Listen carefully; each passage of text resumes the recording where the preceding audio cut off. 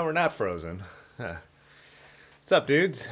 We got Pudgy, William LeBron, Patrick, Rick, Large Marge, Rusty, message retracted. Traveling Through. What's up? Just watched Traveling Through's latest video out in Colorado, which is pretty sweet. Those plants in the intro look amazing. The pumpkin plants in the intro are all dead, as you probably saw when you came in. I didn't even pay Yeah, I attention. did notice. Yeah. Flowers. I'm in not there. much of a plant guy. Yeah. There's cucumber beetles, which are really bad right now, and they are pretty much destroying the plants from the inside. So once you see one leaf go brown, you have like 2 weeks. So I got one tiny little pumpkin, then everything. I'm like, now they just wiped out all the cucumbers, everything. But oh yeah, so this is Dylan. I think most of the people in the chat know him. But for any lurkers, met through the channel. Well, we've ridden up here once, well, twice, 2 days in a row. Yeah. And then I went down, about a month ago? Yeah, to Columbus. Yeah, rode down some of his dirt trails down in Columbus. So, Rusty said your beard is not arrow. I think it is arrow. Look how windswept it is. You see? I'm just going so damn fast, just pulling it back. Yeah, it's like a ferrule. It shapes the wind around your face. Yeah. Jetsmon's in here. He said he commented on the video from the coffee ride, and he said he saw us go by him somewhere. But he said on Portage Trail, so I wasn't sure exactly what part of the trail you saw us on, Jetsmon. Did I dye my beard, Rick? What do you think? I'm going to guess that's a no. Traveling Through saying, what's up? Yeah. Yeah, so when we were setting everything up, the camera did freeze once, but right now, so far, so good. Well, it's got focus on you. That's as long as you're in focus. It's at like f3.2, so it's pretty shallow. Okay. But yeah, get that cinematic look for the live streams, you know. So everything is controlled, right? Like you're like setting the ISO and like everything. Yeah, so the Okay, camera's on interesting. full manual. So Cool. yeah, and Yeah. it's actually the stream. I believe you could set the stream. Yeah, the stream is in 60 frames per second, Okay. but the camera's still shooting in 24. Okay.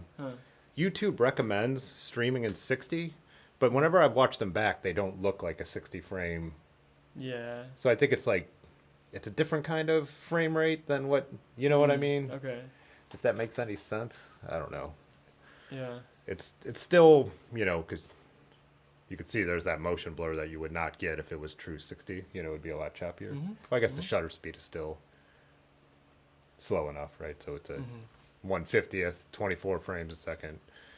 I think we're at like ISO 640 with these lights. So Okay. Yeah. Cool. So, yeah, so what's cool too is these just all daisy chain together. So they're just one switch, and these are all just, you know, they all connect together like that. So, which I really originally put in for making YouTube videos like about my bikes. And that's why I have like the one over there, because I would stand in front of this bar. But now it's turned out to be perfect for doing this. So don't have to do a setup the whole time. How many? How do you see how many people are in here right now? Or does it say So that? over on YouTube. Oh, okay. So 6 concurrent viewers, 24 playbacks. The average watch time is 150. So a lot of people, so 24 playbacks, someone might just click on this stream like, oh, what is this? Or they're a subscriber, and then they're like, oh, it's a live stream. I'm not. Oh, okay. Yeah. So.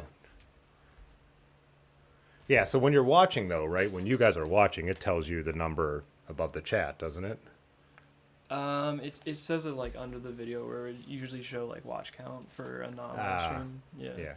I haven't watched the live stream in a while. I couldn't remember where it actually showed that.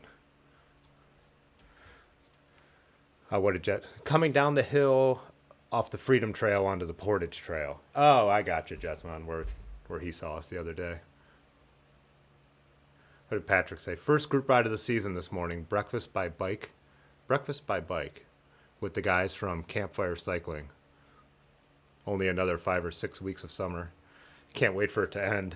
I'm the opposite. I'm already starting to dread it. Like, I feel the coolness in the air tonight, which I like, but it just makes me think about what's coming, and I'm like, oh, man. And like I said, I still ride all year round, but this is actually my favorite time. You know, we've had this unusually like really hot late August, but like this temperature like, that we got tonight is just perfect. What it's going to drop down to like mid 60s. So.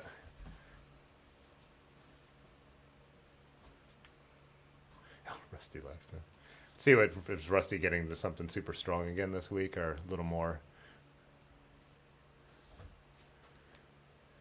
What is that? Linked fin. Oh boy. Linked fin. Oh, yeah. West Coast double, 8.1. Humble Sea Brewing. I've never heard of that one. That's a hell of a pun. Yeah. Oh boy. It's the pun that just makes your insides curl.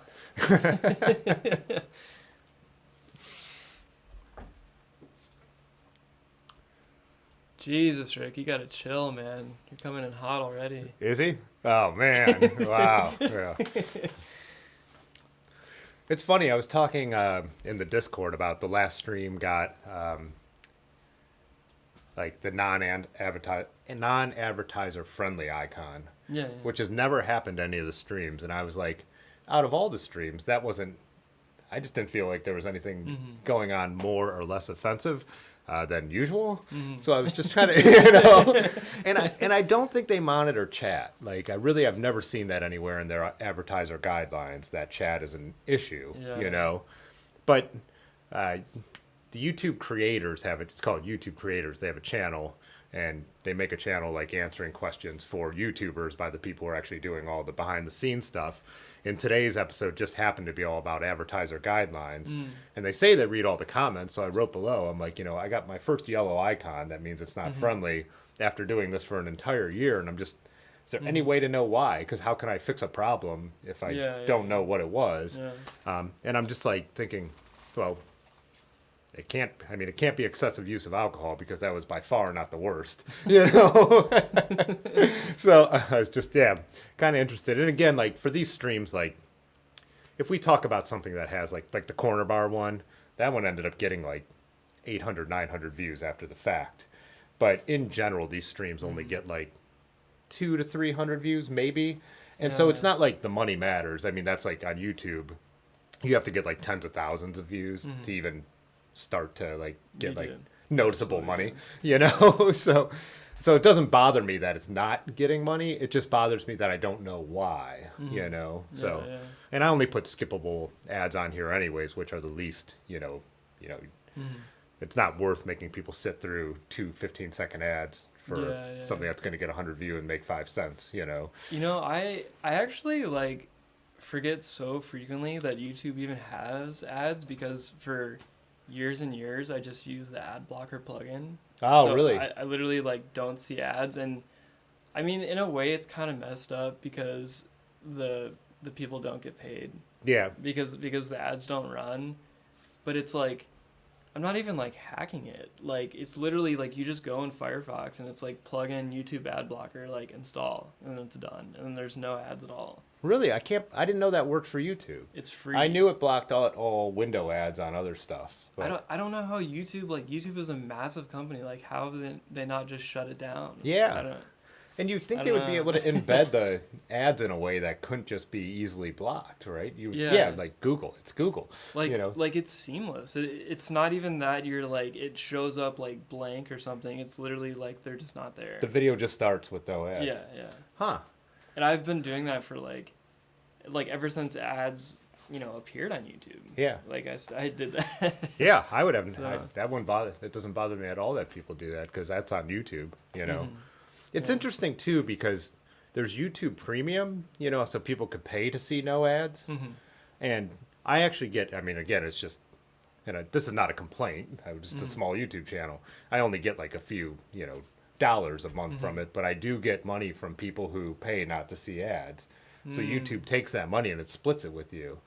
And that's why I've always talked. YouTube is the best social media by far. Like everything they do, they split with you. Super chats, they split 60-40. I think 60-40, maybe 70-30. Like, so like the membership, same thing. Like most of that money goes to me, you know? I see. Yeah. So yeah, when you compare them to everybody else, Instagram and TikTok, and, you know, they have those creator funds and they pay like people with 10 million followers, you know, it doesn't do any good for your average person. Yeah. Yeah, Rick was saying they should tell you why you got demonetized. That's what I was saying. If they can literally, when I use like a copyrighted piece of material, like say I play one of those videos we've played before, it's just like, or we just feel like playing a song, it will show me exactly the timestamps. Okay. Where like the copyright infringement was, excuse me. And you could like, and if you want, you could go back and cut that out and remonetize the video. So their tools are so advanced, I feel like they could have been like, even if they're not going to say the exact reason, but like it was at 3:44, you know, then you could go back and be like, oh, yeah, I, you know, said something racist, you know, or I showed a gun, whatever. Like, But, Rusty and Patrick were saying they had the most amazing summer since 1983, wettest since 2008. Yeah, we had the wettest July on record, and I gotta assume August wasn't too far behind, right? Rick said he has premium because he supports the arts.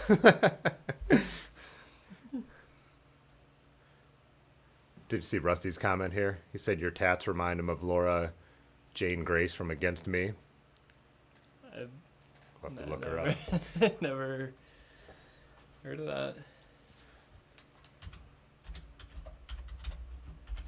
One thing I didn't consider when I got a vintage mechanical keyboard is going to make all my typing louder. But not like you guys don't know I'm typing. Let's get it. I don't know.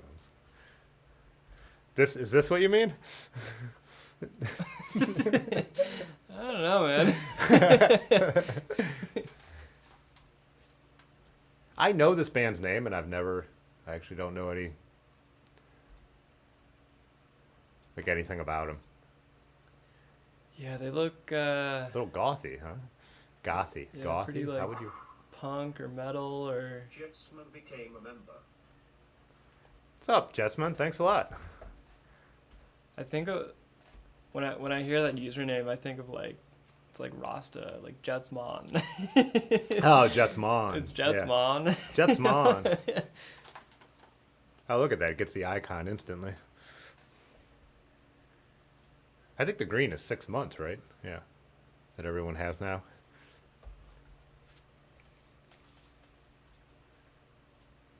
I could play them, and then we'll know why we got demonetized this time. They look like a real mix. Like, you know, this guy's like the Ramones right here.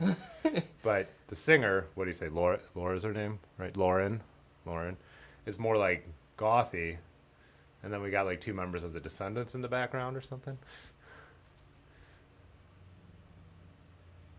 Are those the same people? No. Yeah, maybe. Is this that? Maybe they were just way younger. Yeah, before the full sleeve tattoo. This looks like the guitar player from my band.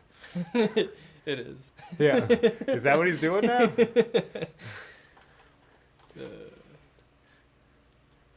I gotta pull up a picture of him now and compare him. It's funny. I wonder if I have one where he has that haircut.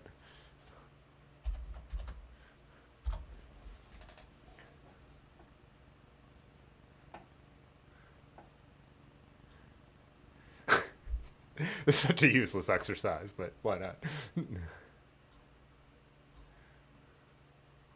See if we got one where he's a little more. Yeah, see what I mean?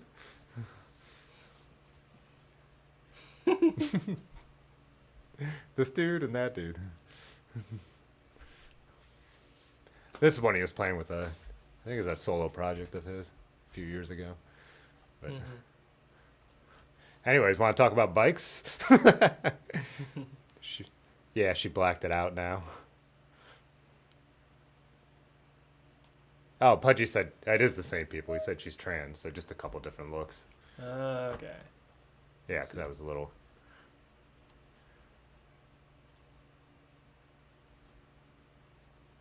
That's wow. Just looks so different.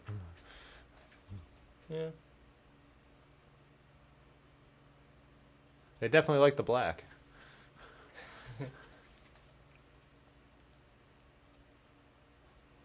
Anyways, well, let's see if the other camera angle's still there. Oh, nice. Yeah, we got We're going good. Oh, nice. yeah, we got Dylan's bike up here. Dylan's going mountain biking. So I know you said it in the Discord, but What are your plans for tomorrow? My plans are just like if people don't know, around here there's a lot of really good trails. Like they're really well made. Like they I kind of would think of them almost as like mountain bike trails that flow like a skate park essentially. Like they're super hard packed, not a lot of elevation, a lot of like rollers and berms.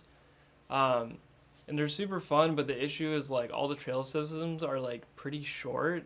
Like a lot of them it's just like 45 minutes or like an hour ride, and then like some of them you can ride to the next trail system, but a lot of them I just don't think the infrastructure would be like that great. Like you'd be riding like really bad roads and stuff. So I'm just basically gonna like hit trails and like drive to the next trail system, and um like there's more here than I think I could even like ride in a day, and a lot of that has to do just because I gotta like put my bike back on the car, and like put my stuff there and like get it back out and stuff. So I think I'm just gonna like keep going until I feel like I'm done. Do you have a progression that you're gonna start with, like the ones you want to hit first? Like, yeah, 'cause I know you're out by East Rim, right? That's where you're kind of staying. yeah. I think I'm gonna do Hampton Hills and then East Rim, and then from there Bedford, and then from there what is it, Royalton or Royal View? Oh yeah, I've never been there. I haven't either. Weren't we talking about that online? And that was another Discord conversation one. Yeah. I'll put it up forward. Yeah. But and then after that there's a whole trail system in Medina, and then after that there's a trail called Austin and Badger, which is like super short. Like it's probably only 3 miles long, but they also have like a BMX like dual slalom there, and they have like a pump track and stuff, and I don't know, it's just kind of fun to like mess around on. So The Bedford, that's not like, that's chill, right? That's just kind of like, it's not really hilly, right? It's just kind no, not at all. But Bedford is like super flat. They're not really rocky at all. You just absolutely fly there because it's just so flat and mellow. Like you can just get going so fast. It reminds me exactly of John Bryan in Yellow Springs. Okay. Pretty much, it's like pretty similar. Just pulling these up here. So we're right here right now, and then so Hampton Hills. Yeah. Oh wait, yeah, that's the mountain biking. East Yeah. Rim would be right here. Right there. And then Bedford's even farther north. Bedford's Okay. up here. So we were just there you could see kind of the actual routes. We just came down on the coffee ride. There's regular bike trails through Bedford Reservation. And we rode through there, and you could see the mountain bike trails kind of mirror them for a while. And I always want to jump off and do that. And every summer I'm like, I'm going to go just ride up there and then ride those trails and come back because they're not that gnarly. They don't look like. I think these are even more gravel bike friendly than Hampton, and for sure East Rim. Like East Rim is like there's like a lot of jumps, and there's like some like rock gardens and stuff, and Yeah. it would kind of suck on a gravel bike. But I think Bedford would be just so good on a That gravel bike. Yeah, and like I said, I've seen the trails and I've seen people on them, but I've just never jumped over to them. Part of it is because I've been on group rides up there, or I've been with people who are on road bikes as well. I think now it'd be cooler because I've been up there with Erin, but last summer she was still always riding her Pacer, but now that she has the Bombora, I think we could jump on those. Yeah, totally. Which way would the Royal that we were trying to? I think you got to go over a little bit. Oh, Royal View. Oh, so up by Strongsville. Yeah, between North Royalton and all right. Yeah, so this one is supposed to be also like pretty smooth, hard pack, just like really fast flow.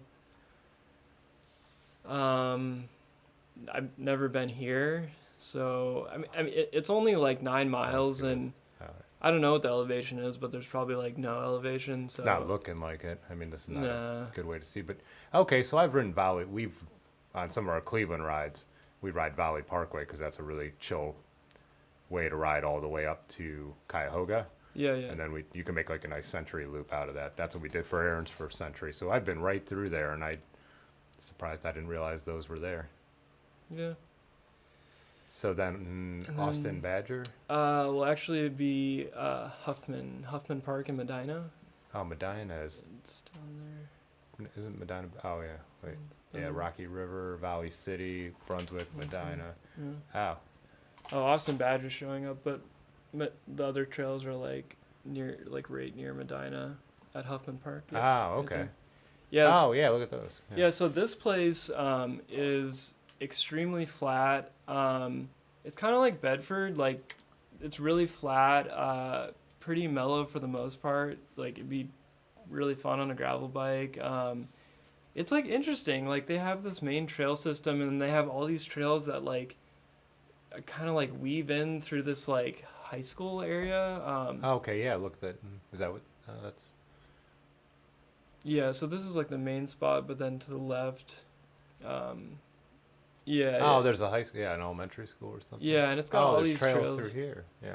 Yeah, but there's like actually, I don't know, I think you could maybe get like 15 miles of trails, which is like, I don't know, it's like a decent ride for mountain biking. But yeah, tomorrow I'm just going to like keep going to all this stuff essentially until it gets too late, and I just feel like driving home. Like, yeah. I don't even know if I'm going to do it all, but just. Yeah. So where are the oh, here's the Austin Badger Trails down here in the corner by the freeway, huh? Oh, and that's the pump track? Yeah. Oh, look at that. Super fun. Super fun. I really need to do this more. It's just not like what comes to mind for me. Yeah. But like you said, a lot of these trails are gravel bike friendly. Uh-huh. And I mean, I could ride that too and get like the 2-inch, but those are 2.3s on there, I believe. Okay. So it's, I'm pointing at my mountain bike. Again, like I was telling you earlier, I always do that. Point over there, like they can see what I'm talking about. But see what the chat. Yeah, what do you got in the chat here? Still talking about the music. I just realized you lured me into the maps. Yeah, I didn't even realize it. Oh yeah. See, that's why the maps are fun. When you're sitting here, it gives you something to do. Yeah. Wait, I think we need to go back because they're talking about the music still, which. Oh, Eric was asking for a close-up of the bike. I'll do that in a second after we go back to the chat. I'll definitely get a shot so we can see what he's riding and talk about that too. How's the dirt right now? Everything should be good now. It's been sunny and it hasn't now rained for, 3 or 4 days? You guys got some rain, right? We didn't get that one that went south of us. We didn't got Tuesday? Okay. Maybe. It was Tuesday, but there's that, and we didn't get any of the hurricane remnants. Those all went off east. So Okay. Up here it's been pretty dry now for a few days. Yeah. Eric asked if you're capturing any POV footage. Did you bring any cameras? No, I don't really like do any. I feel like I could.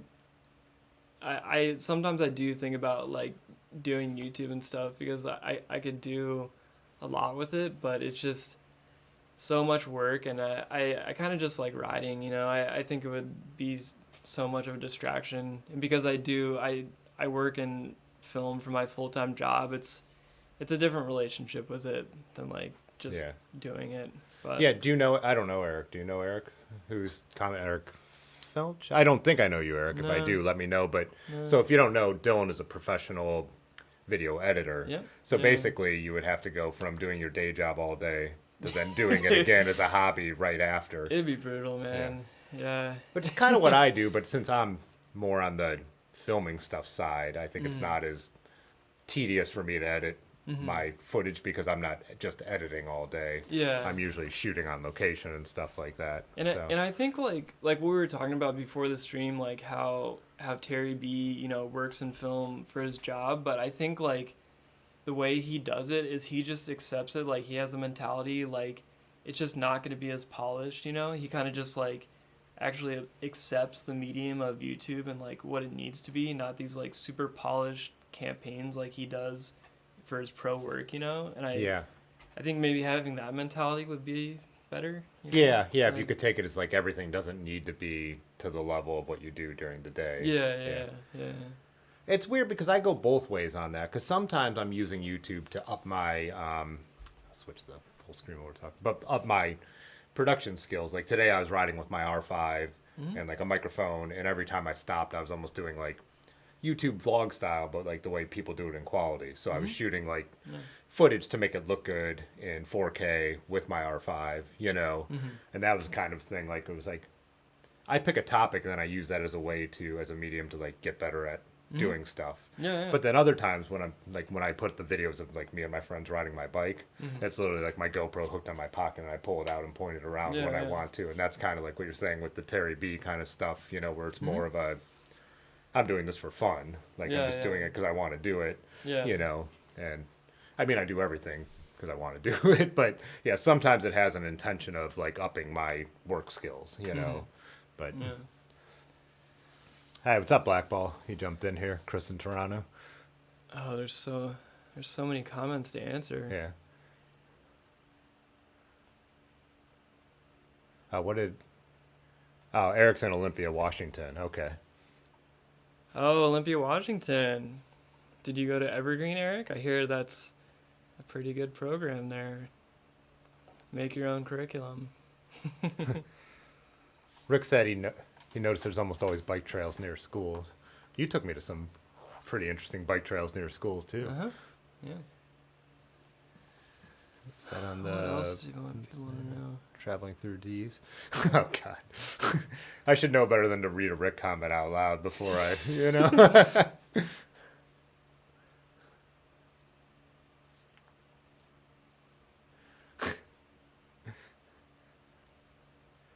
Rick, don't give your footage to Tim. He'll edit for you. He's slow right now.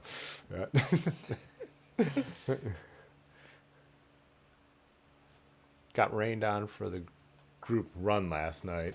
Was sexy. Nice. That's what you get for running, Rusty. Yeah. Do you want to take a look at the bike? Yeah. Wait, let's see. Oh, it's my face. Gross. Oh yeah, this tripod sucks. Same thing. It's not even moving from the tripod. Oh yeah, they can't hear me. Gotta talk into a mic. Should I move this a bit? I don't know. I don't want to like mess up the mic. Yeah, it's just on a magic arm. Do you ever use these things? Yeah. I just don't want to mess it up. Yeah, why don't you just go through it? Just kind of, you can see the faders if they're, you know, popping well through. Yeah. Oh, Rusty says you take that back. I'm sorry, man. I can't. Running sucks. It just. Let's see. I recently took the Access 12 speed off this because I'm building up a full sus bike, and obviously that's gonna have gears. And I just absolutely love single speed mountain biking. Like, it sounds kind of crazy, but if you like try it out and have that right gear ratio, it's actually not crazy, because if you gear it for like the climbs, you never really even pedal on the descents. So like it's really not that bad. I mean, you definitely like cannot ride the bike not on mountain bike trails, but if you're just riding only mountain bike trails, it's really not that bad. What gear ratio is that? So this is an 18 and this is a 30. When I had it set up before, I was actually running 20/30, and that's because I was intending it to be like able to climb like really hard stuff. But since I'm gonna have the full suspension bike with gears, the rides where that happens, like I'll be able to use that to climb, and this will be more for like the stuff I'm gonna ride tomorrow. This is absolutely perfect for it.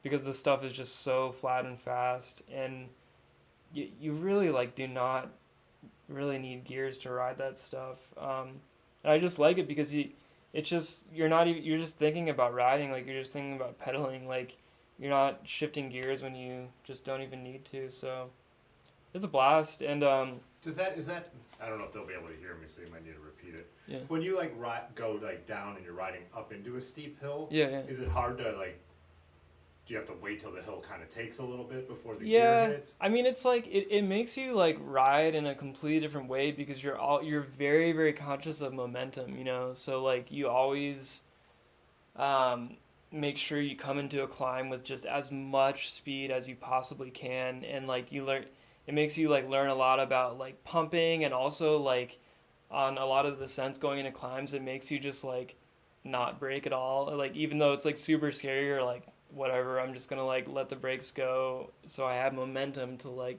go up this climb to make it up the climb. But also too, like one thing I really like about the SRAM Axis, since it's wireless. So right here, this is the hinge mount for the shifter, and I just took the shifter off. So when I want to put on gears, all I do is I just bolt on the shifter, bolt on the derailleur right here. I have a separate free hub that already has the 12-speed cassette on it, so I just take this free hub off with the single-speed cog, put the 12-speed on, and then swap the chain. And the derailleur's like the limit screws and the B tension screws are already set up for this. And like I haven't done it yet, but I would guess that it would seriously just be like a 10-minute job. So I'm pretty excited about that because I'm not like, you know, I'm not. I don't want this to be like just like an absolute sufferfest, you know. Like it does suck for some rides because like if you do multi-service and you're riding on pavement, like you like can't even do it. Like it's terrible to have such a spinny gear. So I'm excited to just be able to like throw on the gears super easy and then like throw on the single speed. So A couple people were commenting on your frame bag too. yeah, this is a Rogue Panda. They're from Scottsdale, I believe. I think like Rusty and Patrick would know. Yeah. A couple people actually knew what it was. I bet. Yeah. Yeah, the Panda. Yeah, this frame has a weird shape. Like it's not like a normal triangle, like a Surly mountain bike or you know like something like that. So just like no off the shelf frame bag would like even come close to fitting. So I got a custom one made. And you just take a photo of your bike and you have a ruler next to it, and they actually like project that image onto fabric like in real life. And I've had 2 bikes now so far that I've had frame bags made, and I've just been amazed at the quality of the construction, and like the fit is so nice too. I'm really in love with like the method of having the frame bag to put all your stuff in because all the weight is central, so like it doesn't affect like floppy handling if like weight is on the bars. I'm not really a fan of that, especially for mountain biking. It just would be like terrible. So yeah, I just keep the frame bag on permanently. It actually like bolts in right here and right here to have kind of like a cleaner look. I was just kind of like astonished, like it's like one of those things where I almost want to tell them like you need to charge more for this because Yeah. because it like really for like a completely custom frame bag like it really wasn't that bad. It's like almost the same price as a non-custom one, so it's yeah, super good experience. I mean, the only downside is the lead times are massive. I think It. So someone said, yeah, Rogue Panda, they're from Flagstaff. Flagstaff, that's what it is, yeah. And they're a little backed up on orders right now, but they look with it. They do custom. Yes, they deal with it, I think you meant. Yeah, I mean, I think minimum it's like 3 months probably. I mean, it fluctuates, but yeah, I'm actually like doing something real freaky, and I'm getting like a half frame bag made for my full suspension, and like I'm getting a Starling full suspension mountain bike. It's a steel mountain bike, and I don't think anybody's ever done that before. So it's gonna be definitely gonna get a lot of like, what the hell is that looks on the trail. But yeah, I don't know. I just like the frame bag so much. Did you say what the frame is? Oh yeah, this is a Y Cycles S7. It's a titanium frame. Got a 130 Travel 29er fork on it. This bike is like designed around like the 27.5 Plus platform, but I actually have 2.6s on it, so non-plus, and I like it like that. the BB is pretty low because of that, but it's not too bad. You just get used to it so you don't get pedal strikes. And yeah, the Y is from somewhere in Colorado. I don't know. Someone in the chat might know. Is it like, where is it? Is it Colorado Springs, Durango?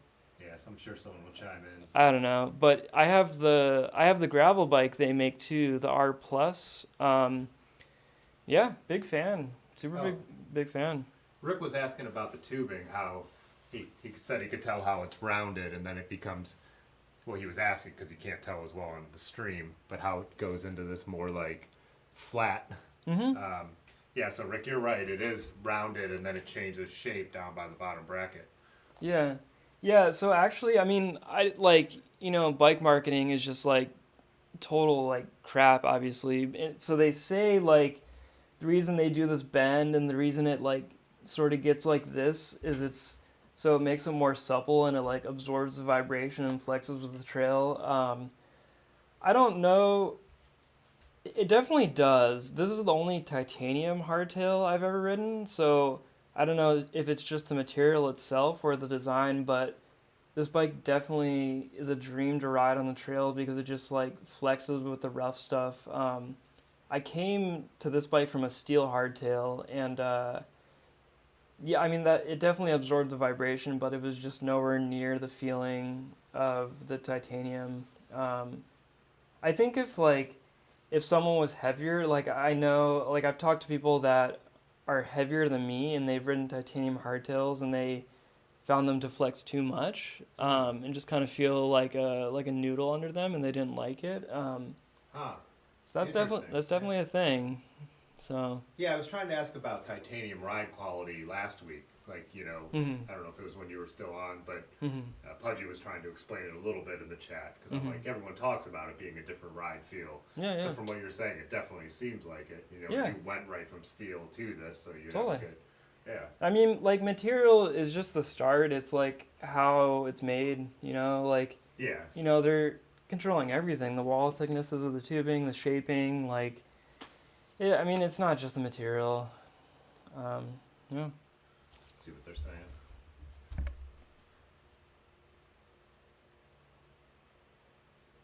He said, so Rusty thinks it from Steamboat. Maybe. I'm not sure. Yeah. And then Patrick was saying titanium is super compliant. I think that's where he's going with that, which is what you're saying. Rick said, would you say supple? Oh, I would say supple, Rick.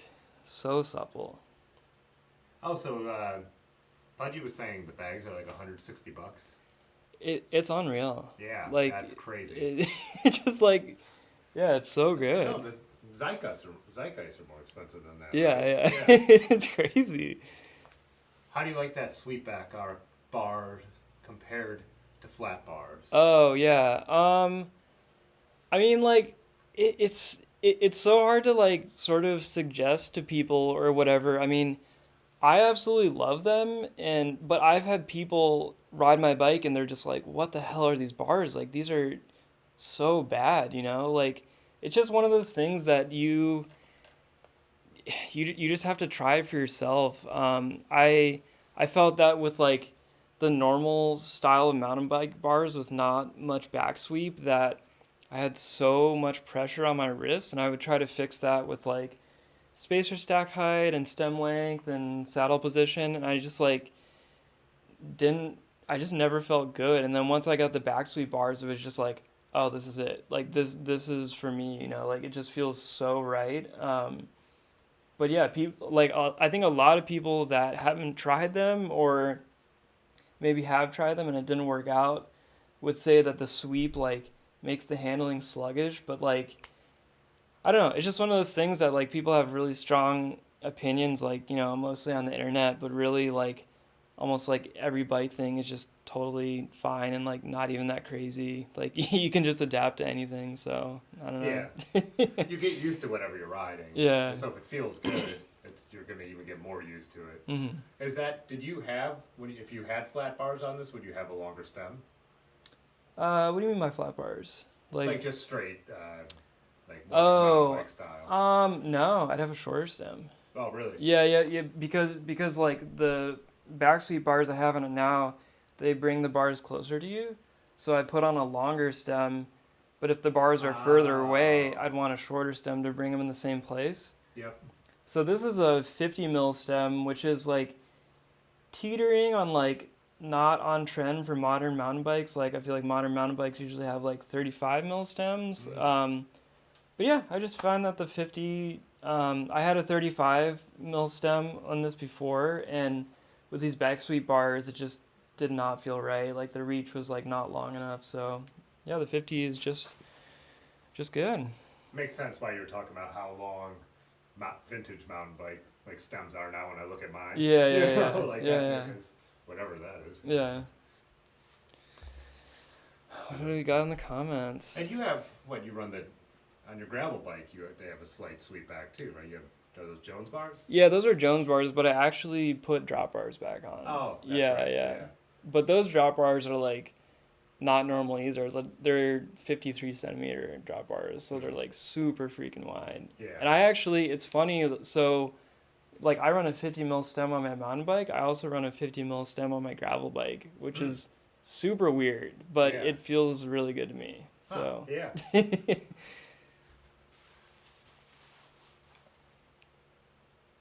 See what else we got. Oh yeah, Rusty. They're the tumbleweed bars, and they are heavy, but I just like I don't like it. Just doesn't matter. Like I don't care. Like I don't know. Like I don't think weight on bikes matter to me at least. No. I just like components to be durable, serviceable, and I mean obviously I like a lot of like niche stuff. I think there's kind of like a cool factor in like knowing about the niche brands. And I enjoy that side of like building bikes, but yeah, Large was saying flat bars hurt his wrists. Yeah, because so I'm pretty sure that Large rides the Soma Dream bars. I think he has that like Cannondale like winter bike, right? Yeah. And the Soma Dream bars are actually the exact same specs as far as like back sweep, rise as these tumbleweed bars, but tumbleweed is steel and the Soma is aluminum. And I actually have the Soma bars on my cargo bike. So, yeah. Ah, nice. Yeah. Someone was talking about how you have to get used to them. I think it was Pudgy was saying he likes them, but you have to get used to them. I jumped on Otis's Rivendell was like a serious sweep. Yeah, and I felt like just riding around like this is crazy. Yeah, you know? definitely. But I'm like, again, it's one of those things where I knew you'd get used to it. If you like it, the position, you'd get used to it. And he had the ones, then he would go aero by riding in the front. Okay, But I have a pair of Nitto bars on my tandem, and they're literally like the bend is literally 90 degrees. Like they're like here and they bend, and like the grips are just like this, and it's just like, and they're not wide either. Like I'm literally just holding the tandem, like just riding it like this, like steering it. It almost looks like brick bars we were looking at last week. Those were Nitto bars too. Yeah. Yeah, Damon says people either love or hate them. Jay Dandy jumped in here. Yeah. Yeah, Rick, I got the tie for the feel. I don't care about weight at all, honestly. Yeah. Damon Wolf said, remember the 90s Bridgestone X01 had mustache bars. Nito has a new version. The corner bars I put on that, those were heavy by bar standards. Mm-hmm. But again, I don't. I'm just not worried about. I mean, it's an aluminum bike. The weight is not what I'm riding that thing for. Definitely. Oh, Pudge, the back sweep's 25. I did not know that. Okay. Yeah, I don't know. They're pretty damn similar, but yeah.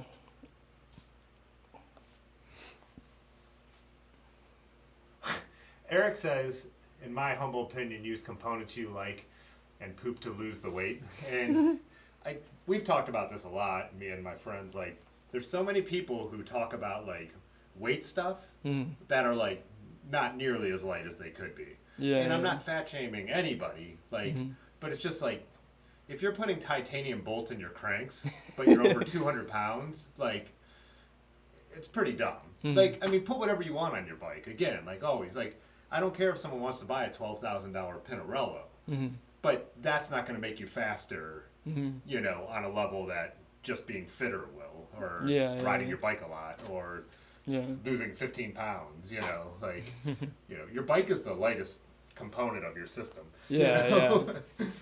Unless it's that huffy. So Pudgy, you said I compensated with the bougie carbon wheels. I actually didn't compensate. So these are in fact bougie, but they're not light at all. What are they? So they're We Are One composites, and they're not light. Like aluminum wheels are lighter than these wheels. They're just like very, very strong, and they're also wide. They're rims for like plus tires. So have you calipered these? Does it knock these tires out farther, having the wider rims? Less than you'd think. Yeah. Probably because the difference with these tires this big, it's not going to be like when you do it on a 42 gravel bike with a wider rim. Yeah, less than you think. It's just another one of those things, like, people on the internet would be like, oh my god, like, how can you ride wide rims like that? I just can't even believe, but it's like, it's just no difference. Like, like, it just doesn't even matter. I don't know. Yeah, Pathless Pedal, he just did a whole rim width video, and the differences was pretty minimal. Pushed a gravel tire too. It was noticeable, but yeah. What's Rusty saying about the gearing? I don't want to give the impression that I'm a weight weenie, but I ride a 30, 17, or 18 on my Still Surly, and it's just so heavy.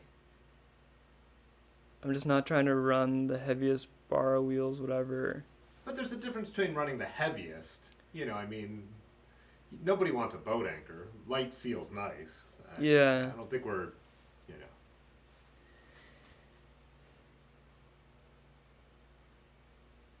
Yeah, I don't know, Rusty. I mean, I wasn't really like insinuating that you're a weight weenie. I was just saying like that's sort of my philosophy about bikes, to more be like durable and serviceable than the weight.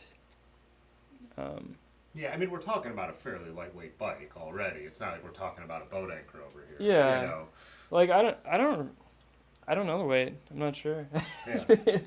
It's not, well, especially because the single speed now, that actually takes a bit of weight. I don't know what this would be. Maybe between 26 and 30 pounds, even though that's a massive range, but yeah, I don't know. I ran that saddle on my gravel bike when I got it forever. Yeah. I like it. It's just for long rides. I didn't like it when I was doing like Black Fork or something. Okay, yeah. So I switched to a B17. And another thing, leather saddles went out of style because of the weight. And I'm like, oh, yeah. Leather saddle's not going to make or break me on the way I ride. Yeah. Rusty said weight weenie, and of course Rick chimed in with Rusty's just a regular weenie.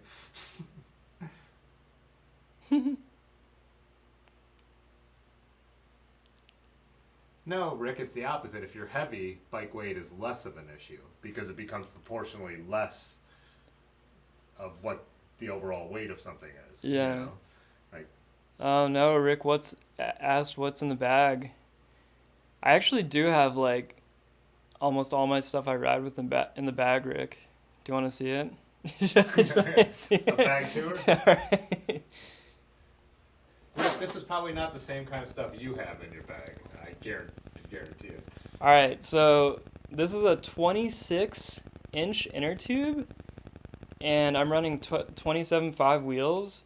And the reason it's 26 is because it packs smaller, and I can just stretch it out to fit the wheel. And it's not ideal, but I have never used this, so I'd rather go with a small pack size and just like be able to limp out than carry some like fat ass like plus 27.5 tube.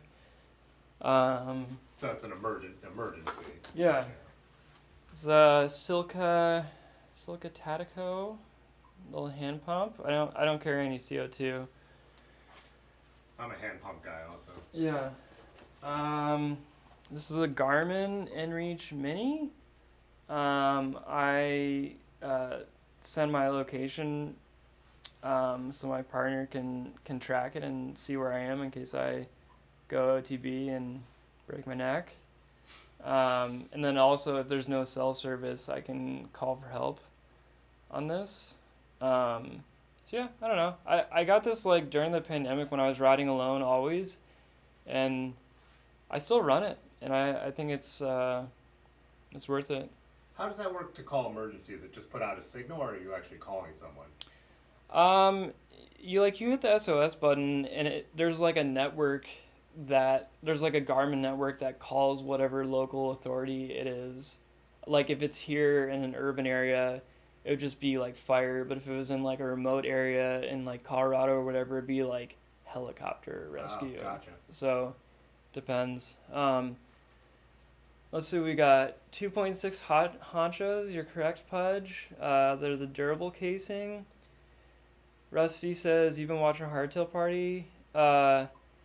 I watched some of his videos. A lot of them are just like too long for me to sit through, honestly. But he seems like a good guy.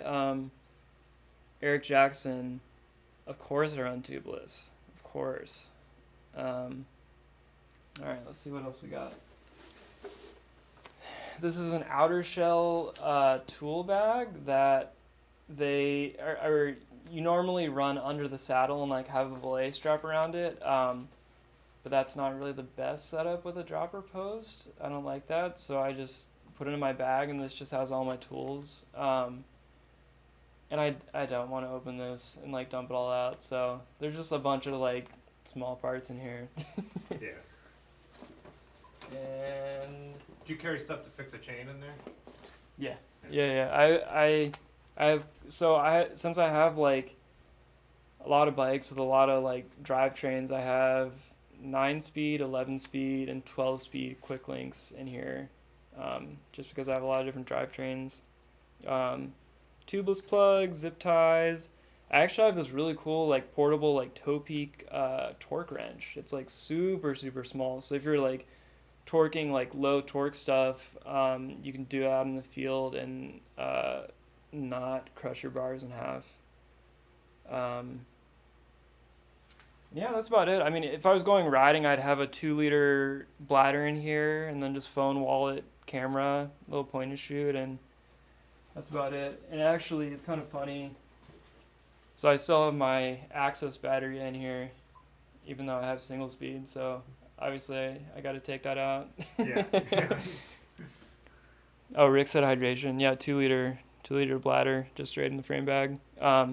And the goal is to wear no fanny or anything. I really hate it. I just want everything in the frame bag.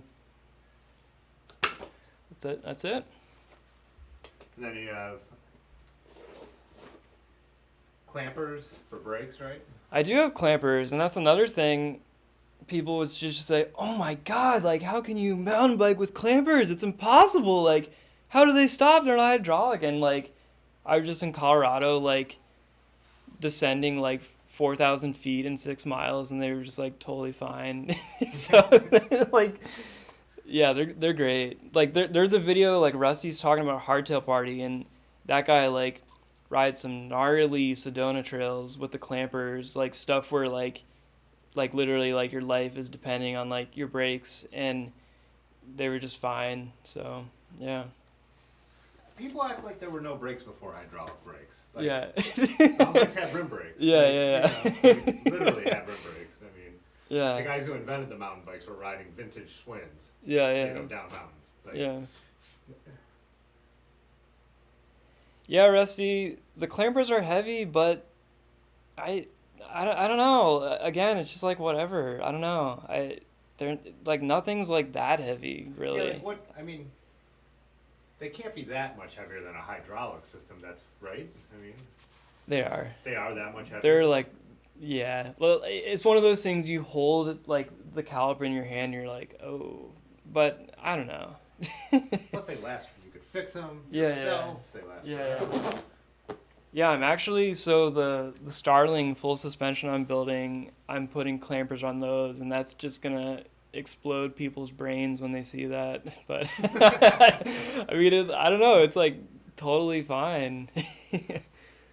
Oh, Rick said rotor size. I do 180, 160. I'm I'm kind of on the lighter side of body weight, so it just plenty for me. Yeah, then you have the white cranks, right? Yeah. I got the white cranks. They're just cranks, All cranks feel the same to me. I just like cranks made by a small maker that really cares about bikes. And I like how they look. So that's really the only reason, honestly. What's the dropper? What is the Dropper is a Fox transfer. It's 150 mil, and that's the biggest I can stuff in this frame because since it has this crimp on the C-tube, if I had a longer dropper, I couldn't push it down enough in the frame. So, yeah. Industry 9 hubs? Yeah, Industry 9 Hydra hubs. Yep, got super good engagement on the rear. They're pretty noisy, you got to be into it. So I'm like the only person who likes quiet hubs. Like I miss quiet hubs for my vintage bikes when that was like a sign of like nice things. Like, yeah. I like how my 10 speeds run like nothing, but everyone, like I'm the minority on that. Yeah. So I know that, but I mean, I just like I'm not in love with the sound. I think it's kind of funny how like high engagement, super noisy hubs are kind of like the car exhaust of cycling. It's like when you got a bunch of cyclists sitting around and they hear a bike, even if it's just like some crappy bike with like a loud hub go by, like all of them are just like looking at the bike, they're just like, what is that hub? Like, what is that sound? Like when there's a loud hub and I don't know, like. yeah. Well, I think we were talking about it before, but I think it started with Chris King, and like their next move was to figure out how to make them quiet then, because the noise was just a byproduct of being high engagement. Yeah. And then they found out from their customers, like, oh, we don't want them to be quiet. That means we have Chris Kings. Everyone knows that. So, I think that's what started the trend, basically. Rick said flats. No, Rick, not flats. I cannot do flats on a mountain bike. What are these, SPDs? Yeah, these are Shimano. They kind of look like flats, but they're not. They're just like the bigger, like clipless ones. The only time I can do flats is like when I'm literally just like riding on pavement and not coming off the ground. Like I have them on my cargo bike. I'll like sometimes run them on my gravel bike, but if I'm like doing anything off road, I'm just absolutely terrified of flats personally. So when we were riding in Columbus for like the first 10 miles, I thought you were riding flats with regular shoes until I realized you just had shoes that looked the 510s? Yeah. 510, and then with a bigger platform, it took me a minute to realize you were clipping. Yeah. So. Oh, Rusty said, please come to AZ. Honestly, Rusty, AZ feels like humans shouldn't live there to me. I don't know. That's why you go in the winter. I just don't like the desert vibe. Like, I like riding with like green trees and stuff, so I don't want to come to AZ. Sorry. I would come to like Oregon, like Colorado. I go to a lot of places, but I don't like the desert at all. That's funny. I love his desert photos. Like, oh yeah. But definitely I want to go in the winter when it sucks here. Like, well, I think it's too because my skin is so fair, and I'm just like I just look at a desert and I'm like, oh my god, I'm just gonna melt. Pudgy said Ringel and Hadley's were always super loud too. I'm not. Are you familiar with those? That old school mountain bike component? Yeah, it's old school. I'm not really familiar either. Like I just know the names and that's about it.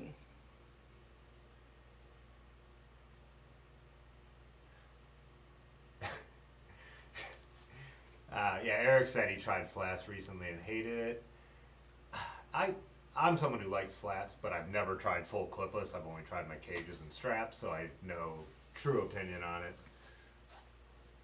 Blackball said, give me that hub buzz.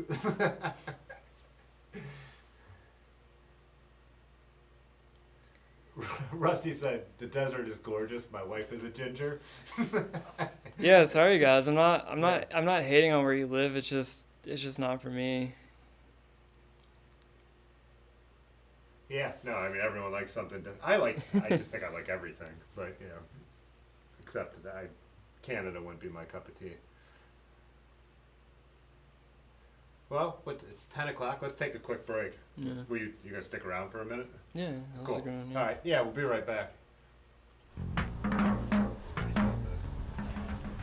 I just want to take a quick moment during this break to thank our channel members. Their financial support really does make it possible to do this many live streams and produce this many videos.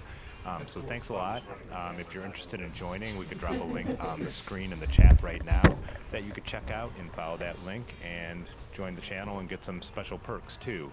Anyways, thanks to everybody else too for tuning in. I really enjoyed doing this. Check out the merch store and also drop a like on this video. Thanks, every little bit helps. We will be back in a couple minutes.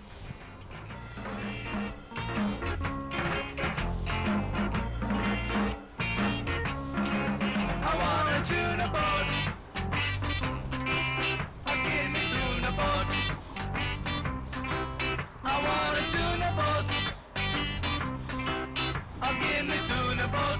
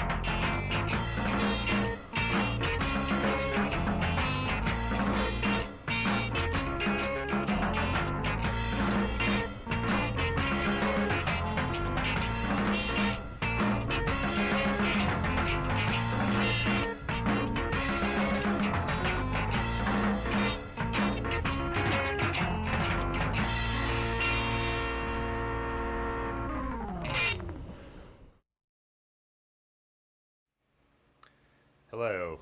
Yeah, I remember to turn the audio back on, but I had someone to help me. Oh yeah, now we're at a weird angle too. Didn't think about that. That still works. Good enough. Lanky complained about the monitor in the corner once, but he's in Colorado right now, so. Yeah.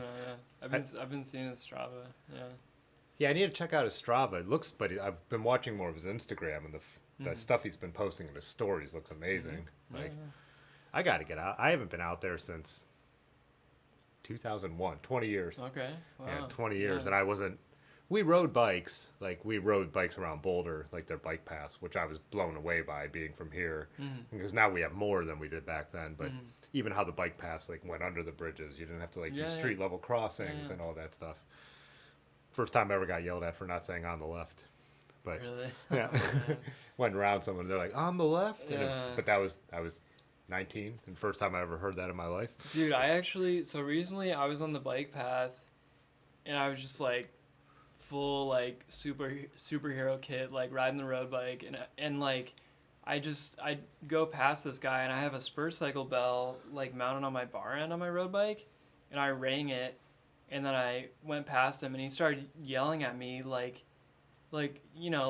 you didn't signal or whatever, and I was so I slowed down, and I started riding next to him, and I was you didn't hear me signal? Are you sure? And he was no. I was oh, I have this bell, and I rang it, and he was oh, sorry, and he was super apologetic, but it's just one of those things that's people are such dickheads, and they just are super aggressive like that. But then when you slow down, you're like riding next to them, and you actually treat them like a human. You know, like it's just a whole different tone. He's like, "Oh, sorry, I just didn't hear it." I was like, I like wasn't mean to him, but it's just like, man, like come on, like we're just both like cyclists on this path. Like we got yelled at by walkers on the coffee ride a couple of times, and we were being pretty conscious. We knew we had a bigger group. Yeah. You know, we rode a lot of single file, but one walker, like we went by, there was two ladies, and they were taking up 3/4 of the trail coming head on, and like I went real narrow next to the guy I was talking to. But this is the freedom, or it doesn't matter what trail it was, but a wide one that's not like super narrow. Like the towpath gets super narrow in parts, and you really do have to go single file each direction. Yeah. And they had the nerve to yell, "Cyclists go single file." It's like, you're taking up 3/4 of the trail. Like, I mean, you know, you could have moved. She was over the center, you know, and that kind of stuff sets me off when it's just like, come on, we're all using this together. You saw us all move over, so we're not in your space. Like, we used to not. I remember when we first started riding, we never went single file. We always just like nailed it up. And now we almost always go, when there's 5 or 6 of us, when we're passing anyone, almost always go single file. And I feel like we're being even nicer than we need to be. I don't feel on like a regular wide paved bike path you have to go single file when you're passing someone in the opposite direction. They could see you head on. You could see them, as long as everyone has plenty of space. But yeah, trail etiquette gets weird. Some people I'm like afraid that I'm gonna startle them, so there's once in a while where I don't say anything. Yeah. And I'm like, I feel safer just making a wide pass. Totally. Yeah. And then sometimes I get yelled at, and I'm like, I just rang my bell and said on your left for 3 hours, and the one time I don't because I'm worried about the person, you know. Yeah. But sometimes I'll really finesse like the spur cycle bell and do like a softer one, but then sometimes I do it so soft that I miss it and it doesn't ding, and then it's too late and I pass the burrs and it's like, oh. Yeah. The spur cycles, when you try and finesse, because there's a volume range on those things. I was just riding tonight, and I do a couple soft dings, if it's someone that I'm just kind of like, I want them to kind of hear me, but they're 2 people who are talking anyways. I'm just going to, Yeah. But then you could also use it to make a point, because that thing will make someone jump out of their skin if you ring it real. And it doesn't it doesn't feel right. Like if you're coming up super hot and you're like 8 feet away from someone, you're not just gonna drill the bell, because what is that even gonna do? You know? No, you can't full blast that bell. That's the nice thing about the volume, is you can give it a warning way far away and see if they react at all, you know, and then a couple more quiet dings as you get near. But those are amazing. That was, I'm so glad I have that. I need to get another one of those for like my Trek or the other bikes I ride more, because I've never had a bell that has so much like resonance. Large gave me mine for Christmas. Nice. No, he later told me he had bought it for himself, and then he was on his way over for the pandemic Christmas with just the 3 of us, and he felt bad, so he gave me his spur cycle bell.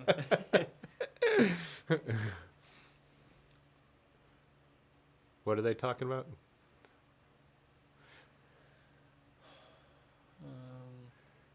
Jay Dandy said today you used approaching on your left. Yeah, definitely. If you're not coming in too hot, that's a good way to go. Let's see. They were talking about my offset McMahon. It was nice to actually just operate a camera and be able to like focus where I wanted it to focus. And